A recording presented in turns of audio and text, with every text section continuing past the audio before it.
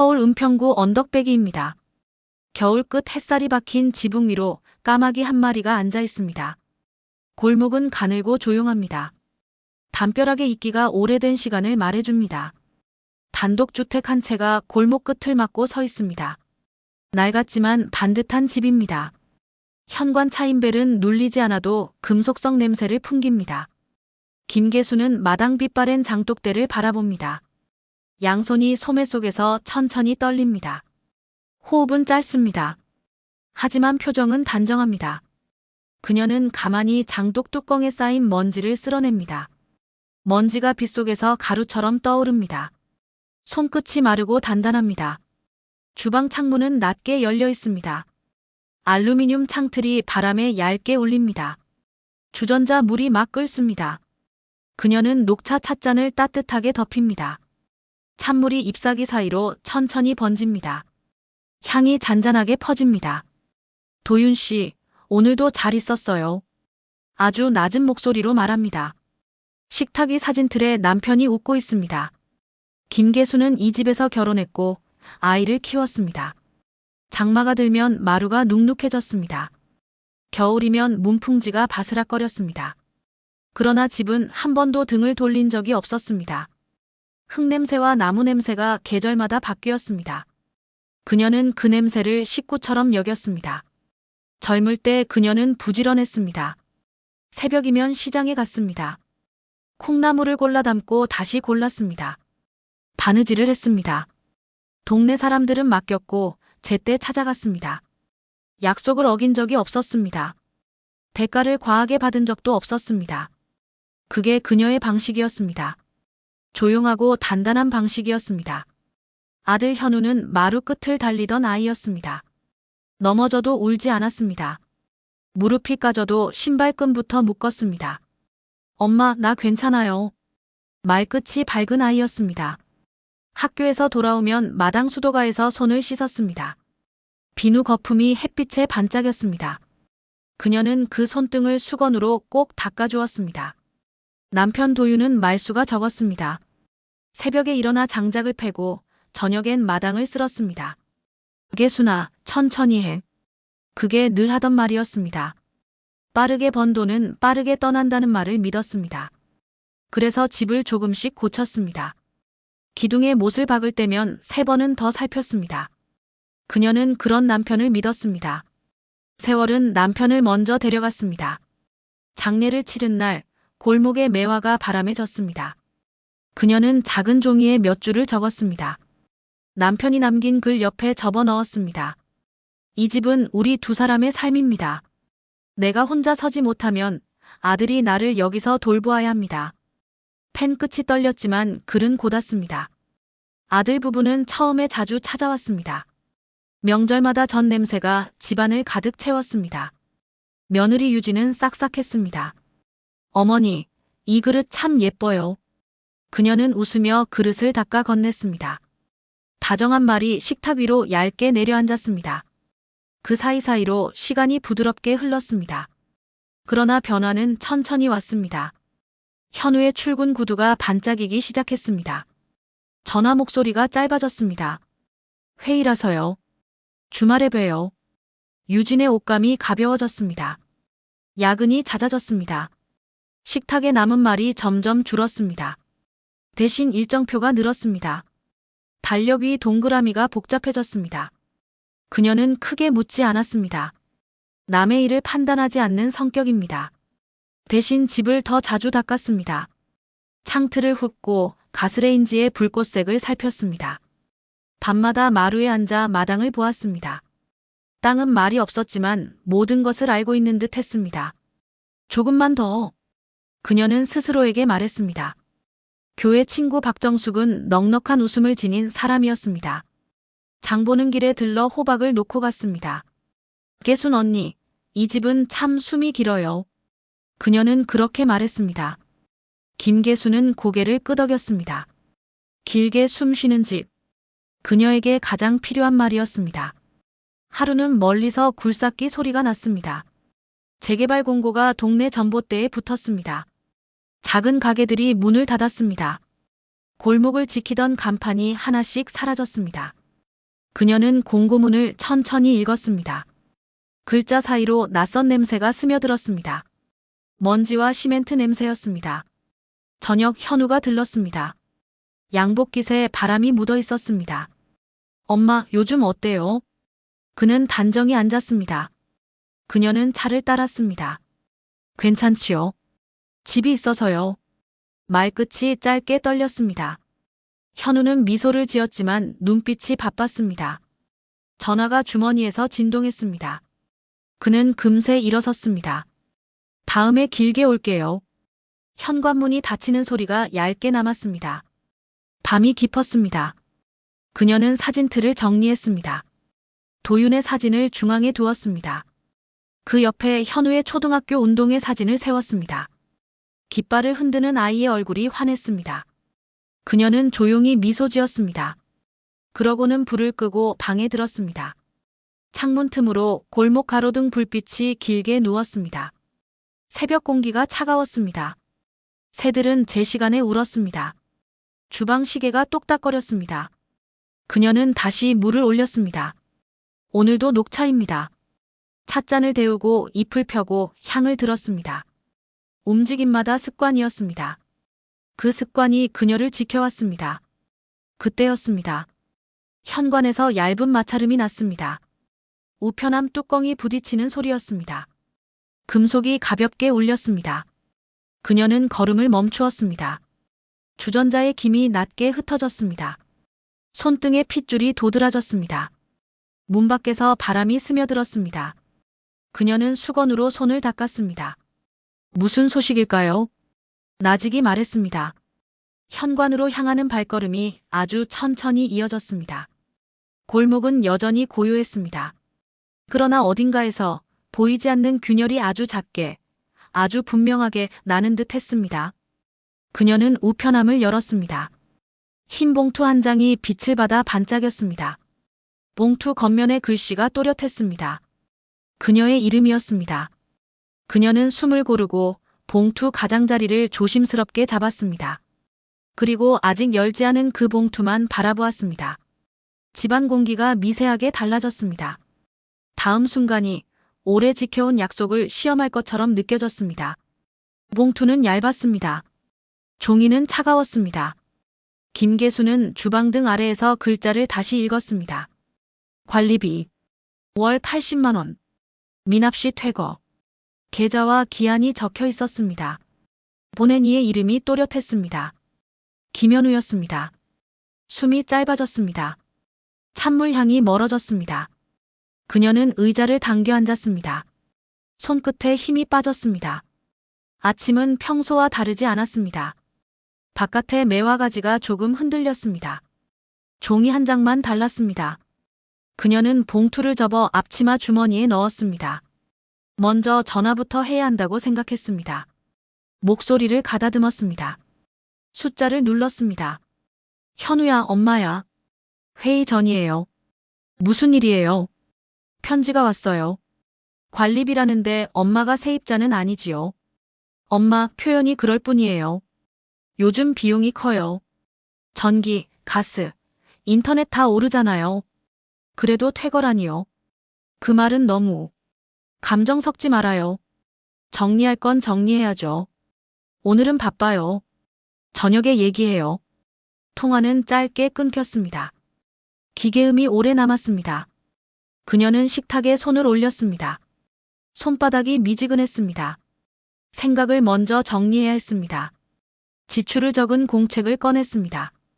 가스비, 약가, 식비가 꼼꼼히 줄을 맞추고 있었습니다.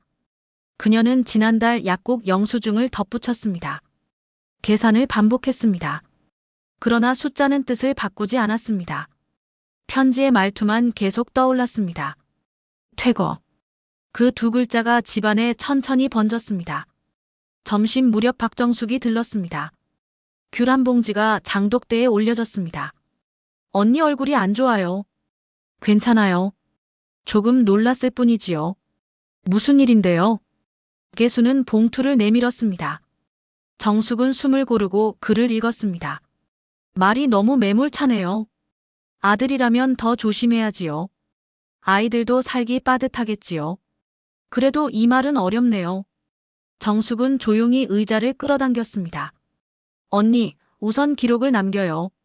통화 내용, 지출, 건강 상태. 감정 말고 사실을요. 네. 적어둘게요. 해가 기울었습니다. 현우가 늦게 들어왔습니다.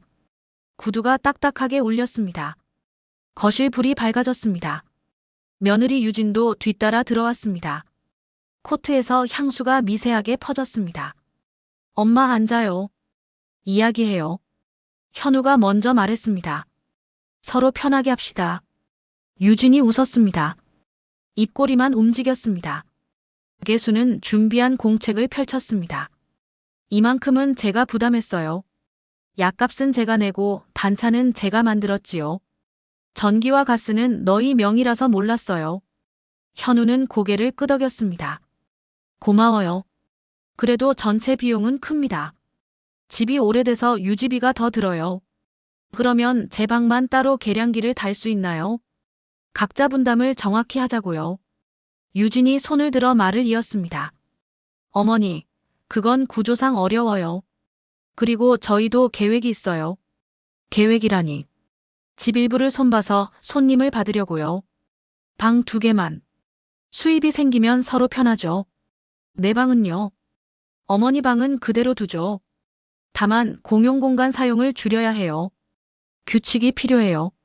말은 매끄러웠습니다. 그러나 어딘가 미끄러졌습니다. 개수는 사진틀 쪽을 한번 보았습니다. 남편의 웃음이 조용했습니다. 현우야, 엄마는 약속을 믿었어요. 내가 혼자 못 살게 되면 이 집에서 같이 지낸다고 했지요. 현우는 시선을 피했습니다. 그때와 상황이 달라졌어요. 저희도 버텨야 해요. 말은 알겠어요. 그래도 퇴거라니요. 유진이 끼어들었습니다. 법적 표현일 뿐이에요. 실제로 내쫓자는 건 아니에요. 다만 기한이 있어야 서로 지키죠. 기한이라. 다음 달 5일까지요. 그때까지 정리 안 되면 어쩔 수 없어요. 개수는 더 말하지 못했습니다. 목구멍이 말라붙었습니다. 물컵을 들었지만 손이 떨렸습니다. 유진은 자리를 털고 일어났습니다. 저는 먼저 들어갈게요. 현우도 코트를 들었습니다. 엄마, 나쁘게만 보지 말아요. 합리적으로 가보자는 거예요. 현관문이 닫혔습니다. 불빛이 하나 꺼졌습니다. 거실이 갑자기 넓어졌습니다. 밤 공기가 차가웠습니다. 그녀는 장롱 서랍을 열었습니다. 오래된 서류철이 손에 잡혔습니다. 남편의 필체가 표지에 남아 있었습니다. 집 관련. 종이를 꺼내어 한 장씩 넘겼습니다. 등기부 등본, 보험 서류, 수리 영수증. 마지막에 얇은 봉투가 있었습니다. 봉투엔 연필로 거주라고 적혀 있었습니다. 그녀는 조심스럽게 봉투를 열었습니다. 짧은 문장들이 빽빽했습니다. 남편이 남긴 메모였습니다. 아내는 생전에 본 집에 산다. 자식도 침해하지 않는다. 날짜와 도장이 희미했습니다. 그러나 필체는 분명했습니다. 그녀는 무릎 위에 봉투를 내려놓았습니다. 손등에 온기가 돌아왔습니다. 다음 날, 개수는 동주민센터를 찾았습니다. 복도는 밝았고 안내표는 차분했습니다. 노인복지 창구의 직원이 미소를 지었습니다. 어떤 도움 드릴까요? 거주 문제를 상담받고 싶어요. 가족과의 약속이 있는데 편지가 왔습니다. 직원은 천천히 메모를 받았습니다. 법률 상담 예약을 도와드릴게요.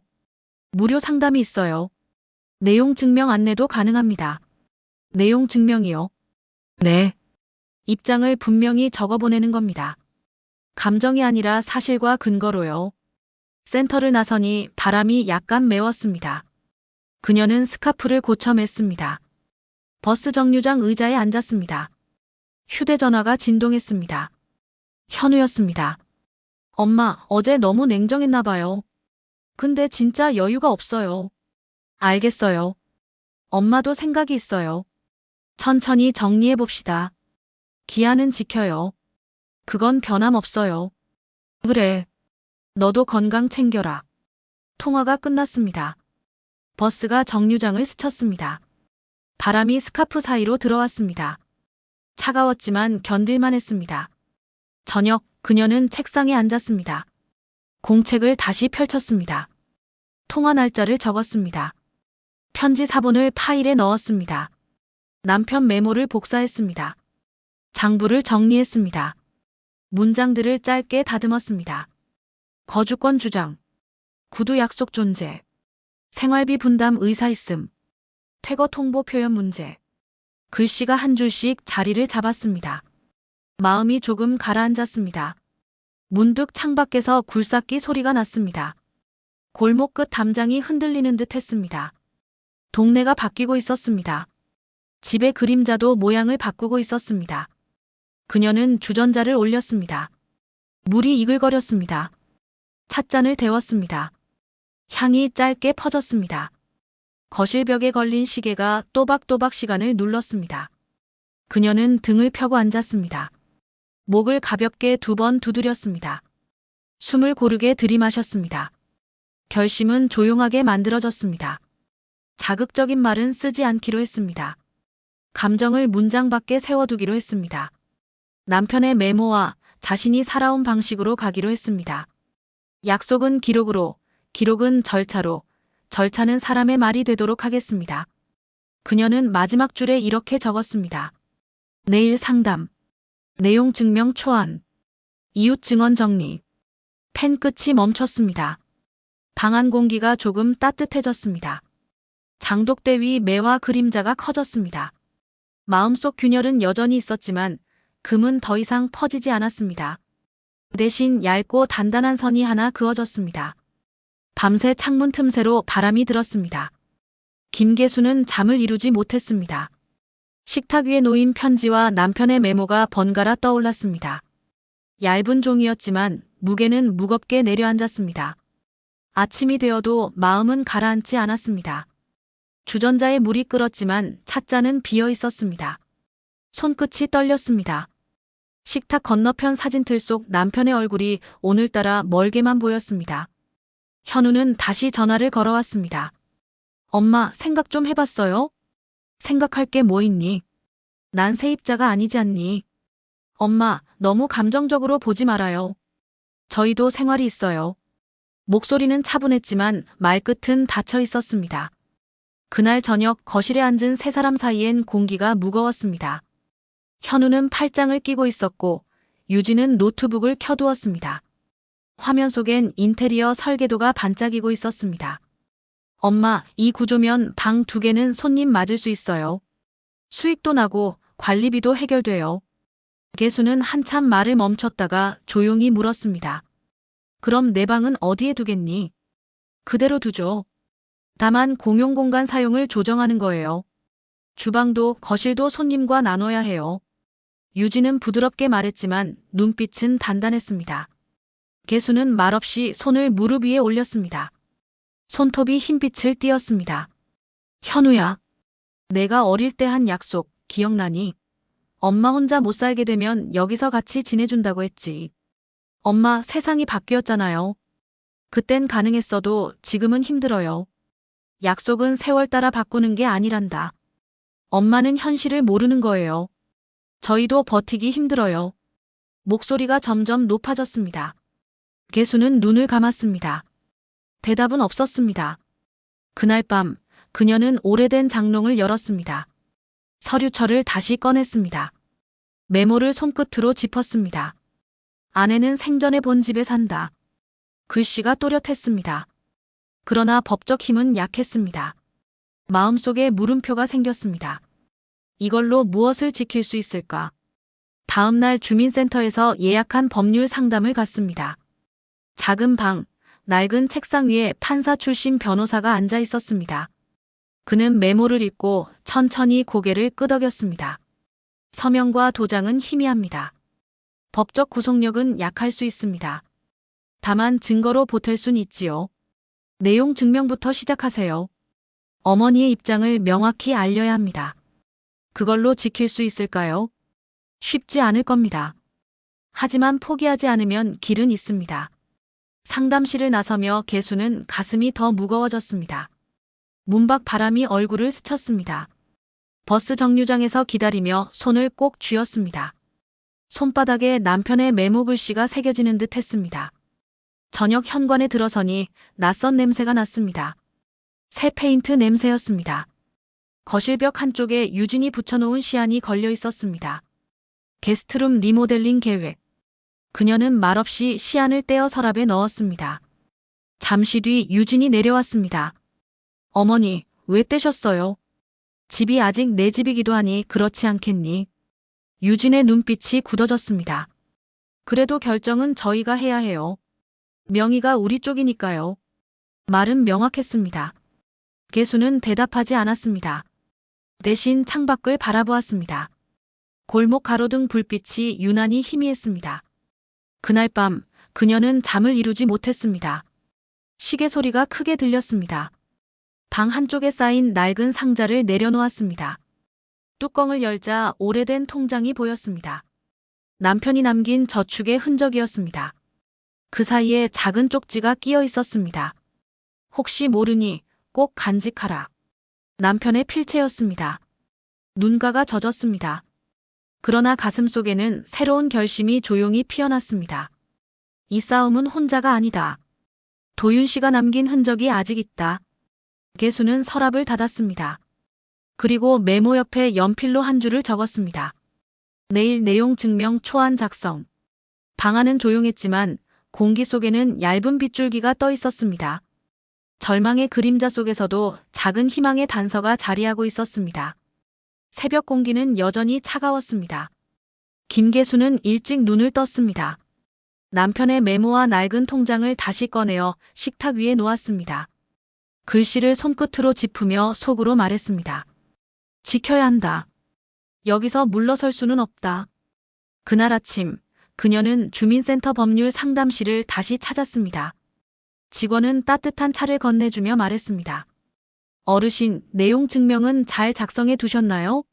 네. 제가 적은 걸 한번 봐주세요.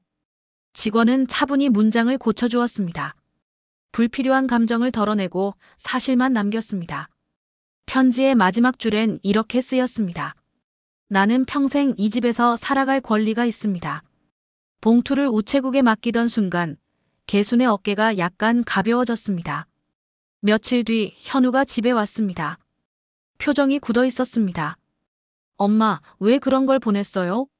말로는 닿지 않으니 글로 남긴 거다. 남들이 알게 되면 체면이 뭐가 되겠어요? 개수는 천천히 눈을 들었습니다. 체면보다 중요한 게 약속이지 않니? 현우는 입술을 깨물었습니다. 잠시 말이 없었습니다. 그날 밤 현우는 거실에 홀로 앉아 있었습니다.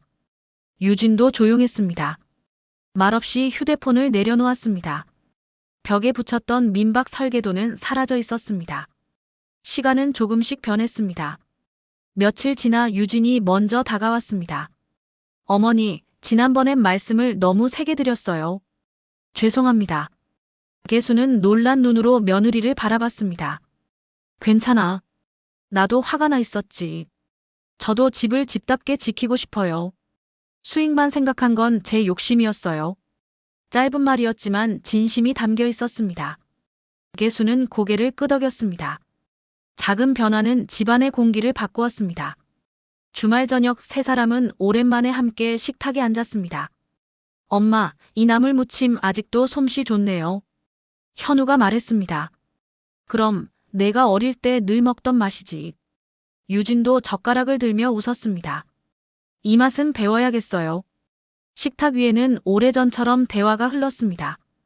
긴장 대신 따뜻한 숨결이 돌았습니다. 다음 주일 개수는 교회 친구 정숙과 함께 집안 마당을 정리했습니다. 오래된 장독대 주변에 화분을 놓았습니다. 작은 국화가 바람에 흔들렸습니다. 정숙이 말했습니다.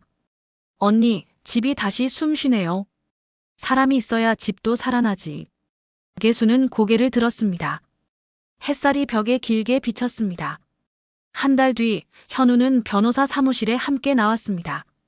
이상훈 변호사가 서류를 정리하며 말했습니다. 양측이 합의한 내용으로 정리하겠습니다. 어머니는 평생 이 집에서 거주할 권리를 보장받으십니다. 대신 생활비 일부는 어머니가 스스로 부담하시고 나머지는 가족이 함께 나누는 걸로요. 현우는 조용히 어머니를 바라봤습니다. 엄마, 이제야 조금 알겠어요. 집은 단순히 재산이 아니군요. 개수는 미소를 지었습니다. 내가 알았다니 다행이다. 아버지도 기뻐하시겠지.